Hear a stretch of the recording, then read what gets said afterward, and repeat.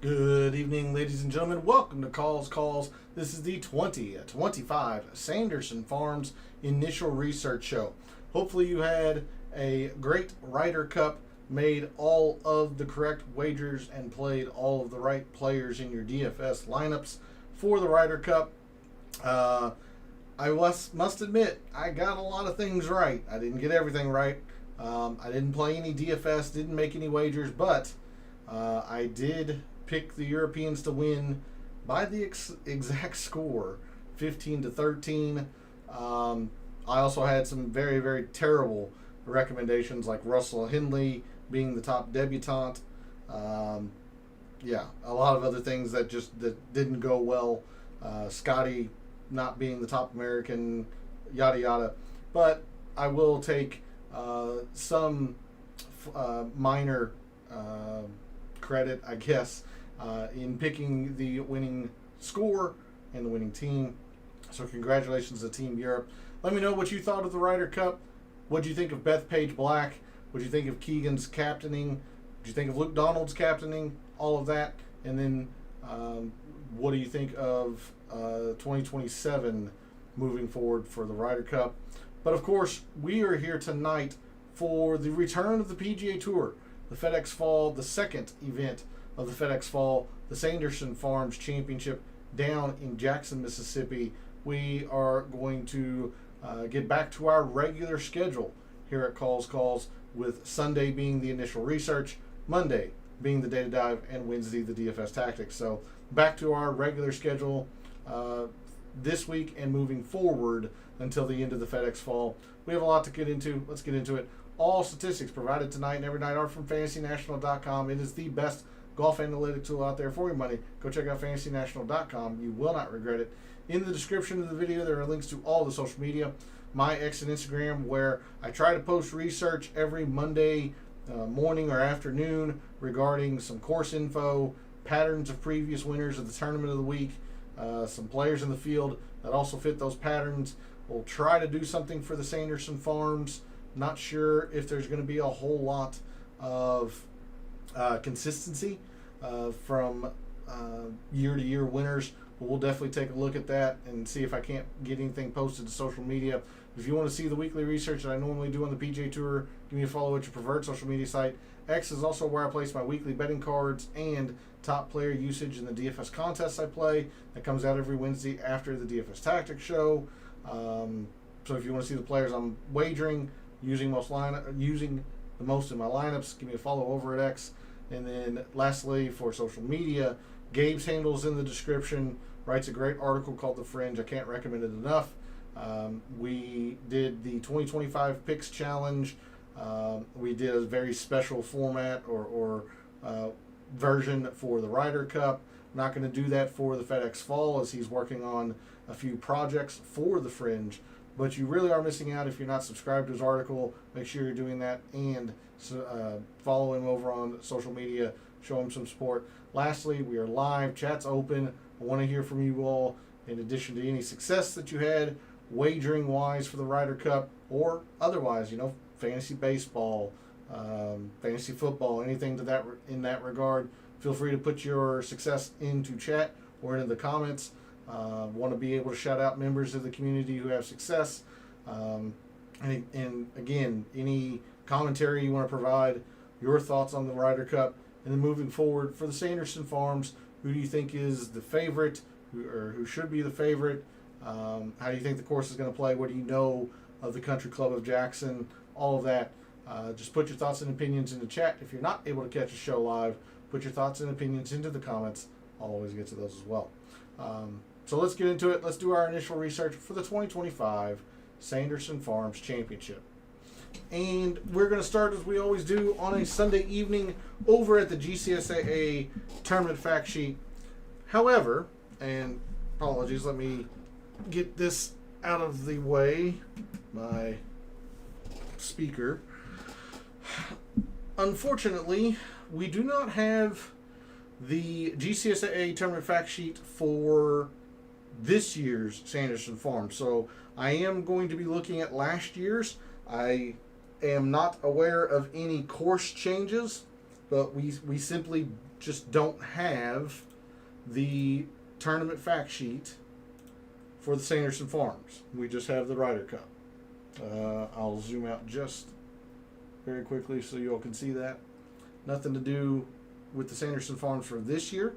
So I am going to pull up last year's Sanderson Farms GCSA tournament fact sheet.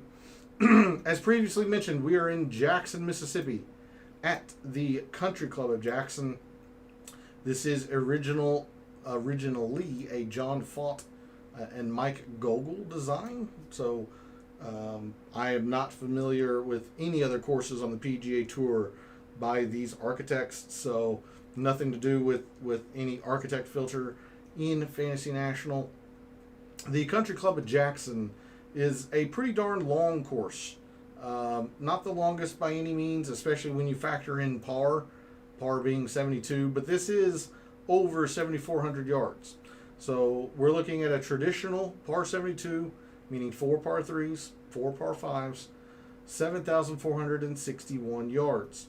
The greens, slightly larger than the average tour green at 6,200 square feet. Not a whole lot of fairway, but the fairways are forgiving enough. A lot of rough on property here, at least for the tournament of the Sanderson Farms. And I say that the tournament because the actual property of the Country Club of Jackson is actually 3 separate 9-hole courses. They just use 2 of them to comprise the championship course. 5 holes with water in play. We are on champion Bermuda greens. Let me grab my notes here, as I always seem to forget to have those out for us. Champion Bermuda specifically is seen on a couple of other courses on the PGA Tour. Sedgefield, host of the Wyndham Championship, the final regular season PGA Tour event during the year. And then TPC Southwind the week following in Memphis. Also, at least per the GCSAA, is listed as having champion Bermuda, along with CC of Jackson. Now, there are a couple of untyped Bermuda greens, most notably Waialae. I would have a very, very hard time believing that it is champion Bermuda at in Waialae, considering that is in Hawaii, a coastal course. Whereas if you think about the 3 courses I've mentioned that have this champion Bermuda, they're all in the southeast. Country Club of Jackson, Jackson, Mississippi, Sedgefield in Greensboro, North Carolina, and then TPC Southwind, Memphis, Tennessee. So none of those, obviously, clearly not close to Hawaii. I'd be surprised to hear Waialae have champion Bermuda, but in the for the sake of transparency, Waialae is listed as untyped Bermuda, so it is technically possible. But we are on champion Bermuda on the greens. This 419 Bermuda in the fairways, and then the rough is a combination of 419 Bermuda and Zoysia, where it's not kept very long, but Bermuda in of itself can promote flyer lies.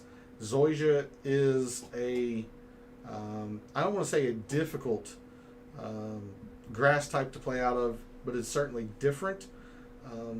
So the rough here can be somewhat challenging, especially for players who are not used to it. Again, these are notes from last year.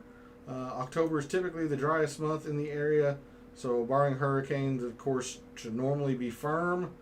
So yeah, that's a look at last year's GCSAA tournament fact sheet for the Country Club Jackson and the Sanderson Farms Championship.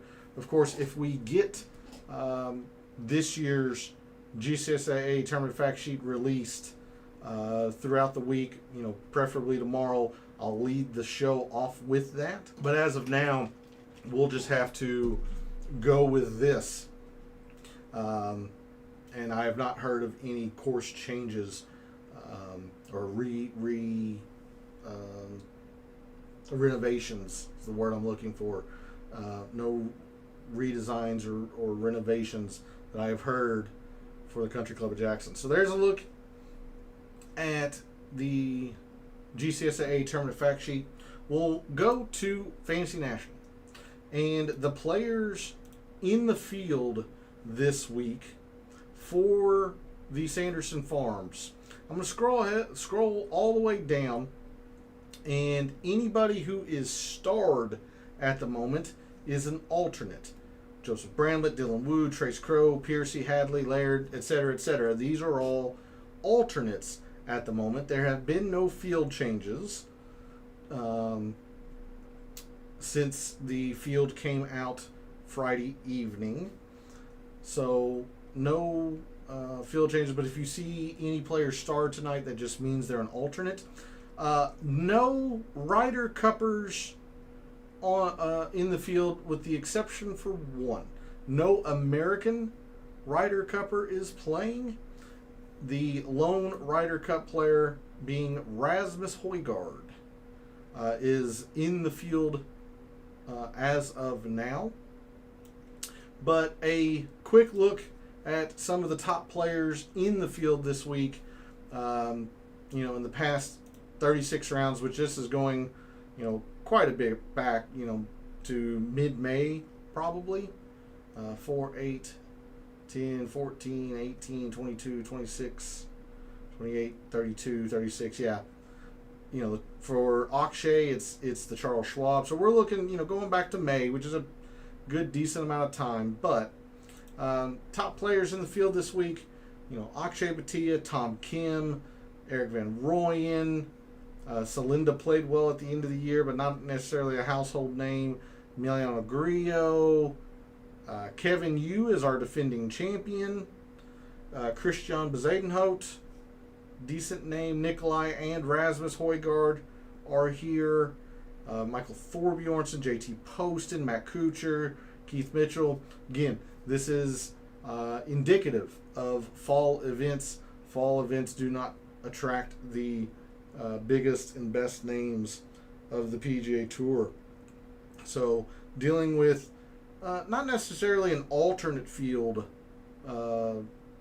strength level here, but certainly nowhere near the premier events that you think of, say, like the Farmers. I'm trying to think of full field events. Certainly not the Players. Let's see, the Farmers, the Memorial's now a signature event. Things of that nature. Certainly not going to attract big name fields like those events. So there's a look at some of the players that are here, and of course I didn't go through all of these. There are others that I may have missed. Let's go to the course breakdown in Fantasy National, and let's take a look quickly at how relatively easy or difficult the Country Club of Jackson is. Right off the bat, something that stands out to me, I always look for where par falls on a course. The 8th most difficult hole plays right at par. This would generally signify average in terms of difficulty, but you have one very difficult hole here at the Country Club of Jackson. The par 4 16th, being 480 yards, does play to 2/10 of a shot over par. A very difficult hole, but no other hole on the championship course plays even a 10th of a shot over par.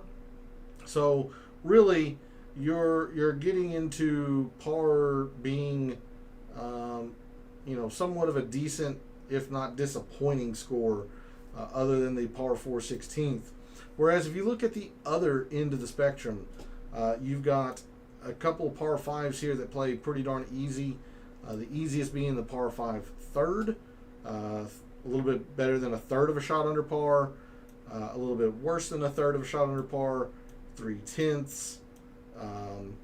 A drivable par 4 that plays 3/10 of a shot under par, quarter of a shot, 2/10. So very quickly you come to realize that there are plenty of scoring opportunities around the Country Club at Jackson, and not a whole lot of holes that will bring in a big number, other than maybe this par 4 16th with the 4.5% double. The rest is 2.5 or less. So generally easy to average would be my assumption, more so on the easy end. Let's take a look at where some of the length of the course is. This is over 7,400 yards. You have a couple of longer par 4s. Two of the three most difficult holes on the course. The three most difficult holes on the course are long par 4s. The aforementioned most difficult 480 or 479. You've got 482, and then the finishing 505. So three very long par 4s, difficult at least by the course's standards. The par 3s a decent mix, but you do have two pretty long par 3s at 214 and 223, which are the next two hardest holes, the fourth and the fifth most difficult. You have some length in the par 5s, 612, 591, 584, but they still yield eagles at a decent enough rate. Highest being 2.5%. It's not great, but certainly plausible. So there's a little bit of length of the course spread out between the 3s, 4s, and 5s. We move to strokes gained by shot type, and putting has dominated here, at least for the top 10s in recent memory. As you can see here, putting being the name of the game almost, or in fact a little bit more than one stroke per round for the top 10s. Off the tee outweighing the around the green. Moving up to the top 5s, the off the tee separates itself from the around the green, but the putting, rises a decent bit. And then for your winners, you would expect them to make putts, but this is still a pretty large discrepancy between putting and approach. Off the tee is significantly outweighing the around the green, which makes this course seem like more of a balanced course. Just remember that putting is dominating this, so the fact that the ball striking is close to the short game really kind of de-emphasizes the around the green here. Moving into strokes gained by hole by par, as you would expect for professionals, with 4 par 5s to take advantage of. Most of them are doing that. Moving up to the top 5s, par 3s are really lacking, which is not a surprise. Then for your winners, surprisingly, it's the par 4s that lack. Par 3s are decent. Par 5s they're really taking advantage of. Interesting to note that. We'll really dig into that tomorrow into the in the data dive show when we go to Microsoft Excel and stuff. But interesting to note as a first look tonight. Moving to hole composition, a decent mix of par 3s here. 1 short, 1 mid-length, and 2 long par 3s. We have the drivable par 4s. That's the 15th, I think. Yeah, par 4 15th at 330. So 1 drivable par 4. Majority of your par 4s at the Country Club of Jackson fall between 400 and 450. And then you have 3 long par 4s, 479, 482, and the par 4 18th, 505. The par 5s here at the Country Club of Jackson also pretty darn long, 3 from 550 to 600, and then the 612 par 5 fifth. Approach shot distribution, with those par 5s being attacked in 2, you will get a few 200 plus approaches, but at least in terms of against the tour average, generally players are going to hit driver here and bombs away, especially since that rough, while it can be tricky to play out of, isn't long. So against the PGA Tour average, majority of your approach shots come from 100 to 125, maybe a little bit in the 125 to 150. And then, of course, the 200 plus for the par 5s and your longer par 4s. The cut line here at the Sanderson Farms. Used to be teetering on the edge of easy to average, -2. Did get all the way up to even par a few times. The past few years has gotten very easy. -5 cut the past couple of years. -4 in 2022. That is really easy. Really easy. Scoring distribution, several birdies, a few bogeys, small handful of doubles, small handful of eagles, many more scores under par than over par. Driving accuracy, not too high here, as you can see. Players they're just not afraid to be in the rough. They really aren't. Despite the fact that I, kind of talked about the zoysia grass being potentially potentially different and tricky to play out of. Players, professionals aren't worried about that. They're just gripping it and ripping it, as you can see.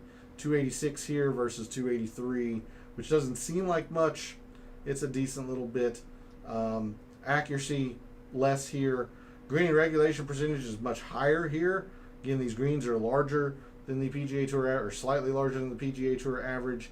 And then when players are in the fairway, they can really attack. Scrambling is easier here. 3 putts per round or less.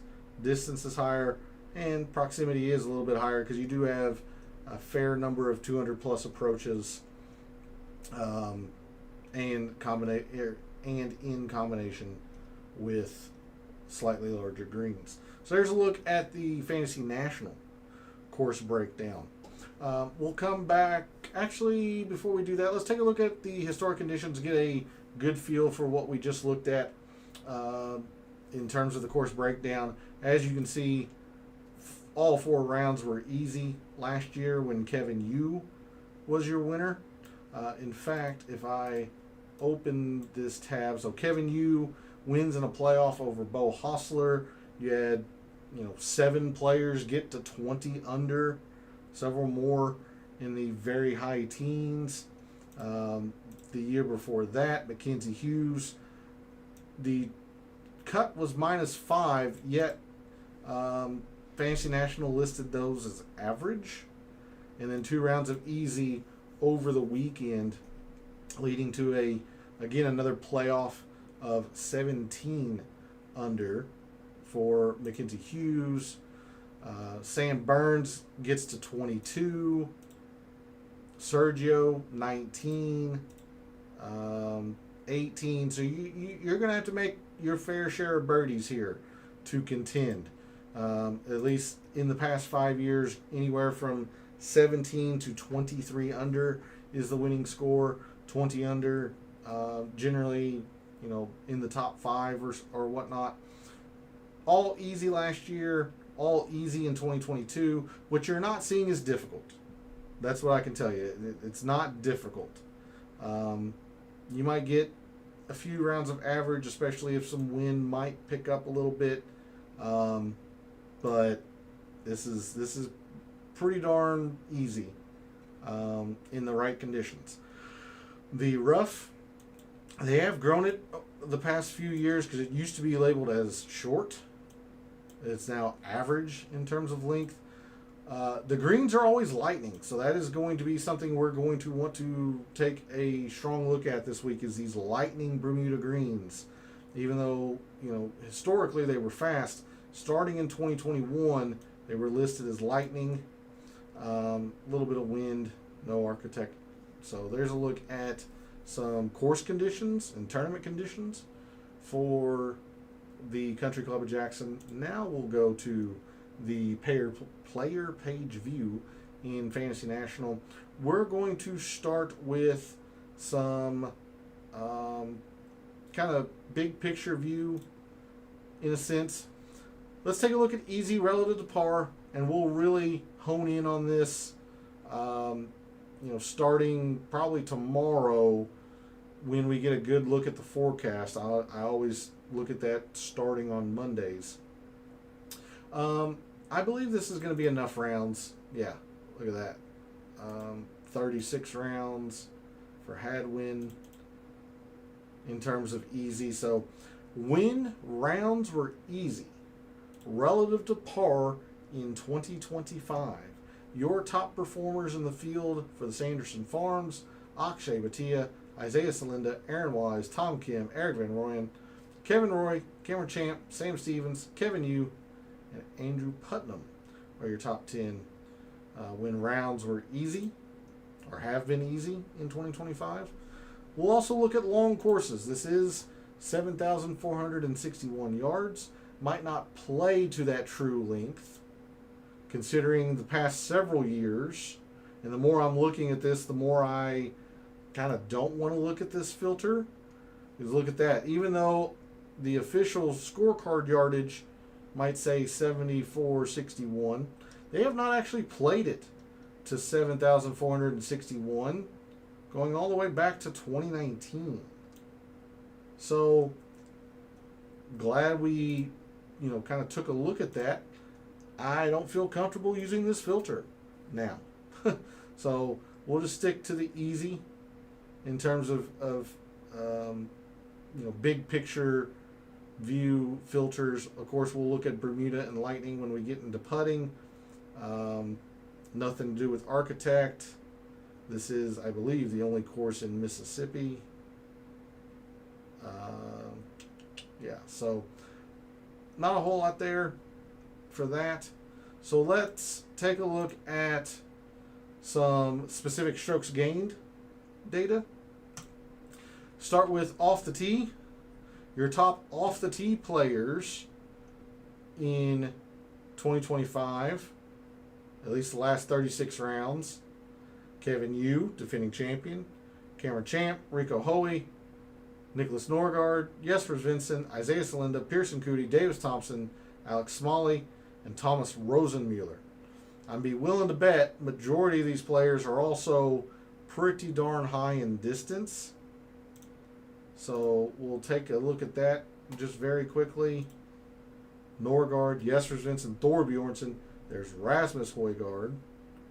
Trevor Cohn should be starred, or is it? No, Trace Crow. My apologies. Okay, Nikolai Højgaard, Minwoo Lee, Salinda, Matty Schmid, Stephen Fisk, Champ just outside the top 10, Kevin Yu just outside the top 25. So yeah, distance generally plays pretty well around the Country Club at Jackson. Taking a look at approach. Your top approach players the last 36 rounds, so long as it's been this calendar year: Akshay Bhatia, Lee Hodges, Sammy Valimaki, Ben Coles, Keith Mitchell, Nikolai Højgaard, Mac Meisner, Henrik Norlander, Victor Perry, and John Pack. I'm going to expand the time frame by a good decent amount. I want to make sure we have enough rounds here to make it statistically significant. We're going to look at Lightning Bermuda greens. Let's see what kind of sample sizes we have here. Bezuidenhout's got 42, which is clearly enough. Majority of the field has upwards of high teens to 20s. I think this is probably going to be fine.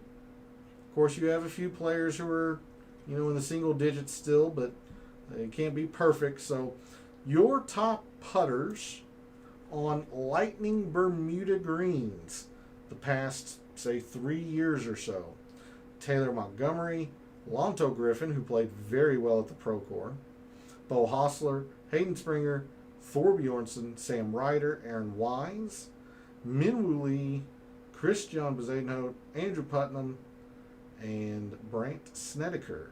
Vice captain Brandt Snedeker in the field this week. Interesting to note here, like Aaron Wise is your top strokes gained total performer on Lightning Bermuda greens, considering he's been really, really bad everywhere else but on the greens. It's just kind of interesting to see. Okay, I think that's decent for the strokes gained. We looked at distance. We can do scoring, just to get an idea. When rounds have been easy this calendar year. Your top birdies or better gained players: Kevin Yu, Akshay Bhatia, Cameron Champ, Thor Bjornsson, Hayden Springer, Nicholas Norgard, Sammy Valimaki, Jesper Svensson, Eric Van Rooyen, and Kevin Roy. So, definitely going to be focused on birdies or better throughout this week, considering you have to really shoot some low scores to contend here. We'll take a look at let's do proximity, and then we'll go to the tournament history. We'll sort on total procs, but we're more focused on this. What was it? The 100 to 150? Yeah, 100 to possibly 150 range, and then maybe a little bit of 200 plus, depending on what we see tomorrow night in the Data Dive show with par 5 importance. But your top players in terms of 100 to 150, like somebody like Joel Damon, really stands out because he's good from 100 to 150 and from the 200 plus. Somebody like Akshay Bhatia stands out. Tom Hoagie stands out. Griot, to a little bit lesser of an extent, not necessarily great from 200 plus, but really solid from 100 to 150. Thompson, also in the same boat as Griot. Anybody else standing out here? Lee Hodges, maybe? He's been pretty bad from 200 plus, but is very good 100 to 150. Interesting to note, I suppose. Same goes for Grayson Sigg. Not great from 200 plus, but excellent, at least compared to the others in this field, from 100 to 150. Kevin Yu, definitely somebody that fits and should be mentioned. Rosner, also pretty good with the exception of 125 to 150, but solid, just kind of solid. So there's a look at a few players there. Oh, one more just caught my eye down here right at what was at the bottom of my screen. Seamus Power, 1st and 9th at the wedges, top 40 and 200 plus. That's solid. That's pretty solid. So there's a few names to think about in terms of proximities this week, at least early on thinking about proximities. We're going to end the show off. I know it's a little bit of a shorter show, but it certainly is cut a little short with not this year's tournament fact sheet. So your top performers at Sanderson, at the Sanderson Farms, at Country Club of Jackson, past 5 years, your top performer by a significantly wide margin is actually Henrik Norlander. Norlander, not known for being a putter, not a very good putter at all. So it's a little bit surprising to see that, considering all of the strokes gained that comes in terms of putting. So maybe he's just putting very well here. Maybe he sees these greens well. Interesting. It's just kind of interesting to note. You see, traditionally, just not a very good putter. He does play his best when it's easy, so that helps a little bit. Just out of curiosity, if we look at the Sanderson Farms, I'll swivel out of the way here. Past couple of years, he's been pretty darn solid on these greens, gaining 7 as a runner-up 2 years ago. Still gained 3 last year. He's got several top 5s, which he's gained 2 and 7. So, okay. A traditionally not good putter, at least statistically, is very comfortable on these greens. So that is a name to consider this week. Some other notable top performers: Mackenzie Hughes, winner 2 years ago. Has been good. Stefan Jaeger is just very consistent. Nothing worse than a T30, but nothing better than a T23. So he's just been uber consistent. Alex Smalley, a top 5 and a top 20. Luke List also won a couple years ago. So maybe Mackenzie Hughes was 3 years ago, because you see here they have two 2023s, which is kind of throwing me off. So this is Hughes' year. So if you look at Luke List's, what did he shoot? I can't even. Let's go to leaderboard. 18 under, okay. And there's Norlander's runner-up to him. Obear also runner-up. Griffin also runner-up. So a little bit of foreshadowing for players that were going to break out on the PGA Tour.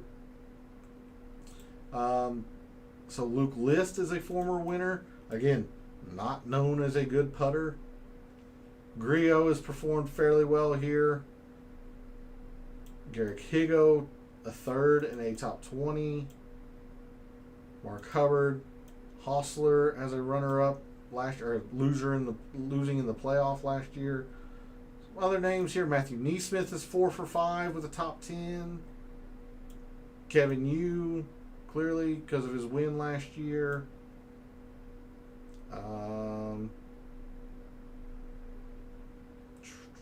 Joel Damon's been okay here. Couple of top 15s. Okay. Despite the fact that there's not a lot of water on the course, it's just there's a little bit of volatility here, based on the strokes gained of the players that are in the field this week.